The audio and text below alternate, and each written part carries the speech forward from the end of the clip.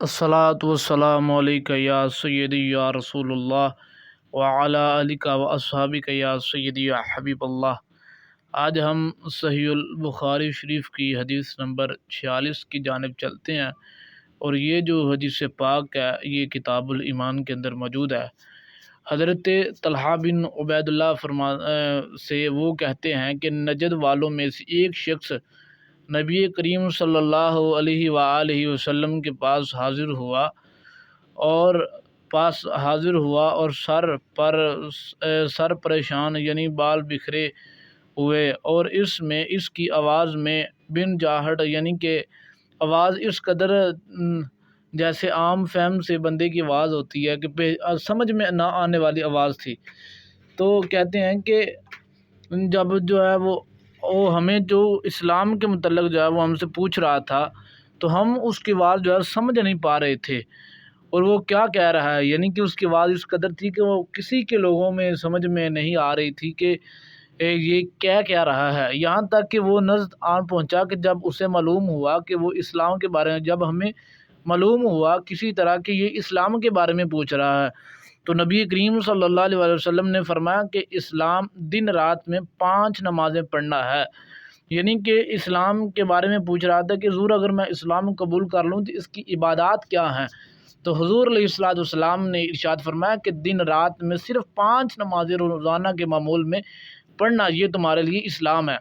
اور پھر عرض گزار ہوا یا رسول اللہ کو اس کے علاوہ کوئی اور؟ آپ نے فرمایا اگر ہے تو نہیں، لیکن اگر تم نوافل ادا کرو تو وہ ایک اور بات ہے، یعنی کہ وہ ایک اللہ تعالیٰ تمہیں ثواب عطا فرما دے گا۔ تو پھر کہنے لگا حضور اس کے علاوہ کوئی اور عمل؟ تو آقا پھر نبی کریم صلی اللہ علیہ وسلم نے ارشاد فرمایا کہ رمضان کے روزے رکھنا، یہ فرض عبادات حضور علیہ السلام بتا رہے ہیں، حکماً جو ہے وہ فرض عبادات کہہ رہے ہیں۔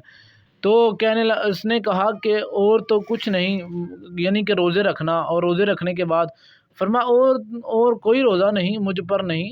آپ نے فرمایا مگر تم نفلی روزے رکھو تو اور بات ہے، یعنی کہ اس کے علاوہ عام معمول میں روزے رکھو، منع نہیں ہے، یہ نفلی روزے رکھو تو وہ اور بات ہے۔ طلحہ نے کہا کہ نبی کریم صلی اللہ علیہ وسلم نے پھر جو ہے زکوٰۃ کا بھی بیان فرمایا کہ وہ کہنے لگا حضور کوئی اور؟ آپ نے فرمایا بس اور کوئی مجھ پر صدقہ نہیں، یعنی کہ زکوٰۃ بھی دینی ہے تم نے، زکوٰۃ کا بھی حکم دیا۔ اور اس نے کہا کہ زکوٰۃ کے علاوہ حضور کوئی حکم؟ آپ نے فرمایا کہ زکوٰۃ کے علاوہ فرضی حکم نہیں ہے، یہ جو ہے صدقہ خیرات یہ جو ہے وہ اور یہ مجھ پر نہیں، لیکن حکماً نہیں، اگر تم کرو گے تو یہ بھی تمہارے لیے بہتری ہے۔ آپ نے فرمایا کہ مگر یہ نوافل صدقہ ہے تو اور بات ہے۔ راوی کہتا ہے کہ پھر وہ شخص بیٹھ موڑ کر چلا گیا، یوں کہتا جاتا تھا کہ قسم اللہ کی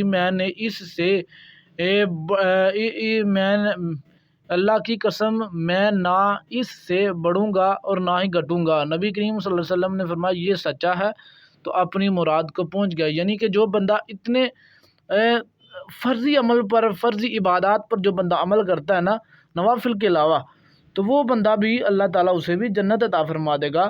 اس لیے ہمیں زیادہ عبادات کے اندر، مشقتوں کے اندر نہیں پڑنا چاہیے۔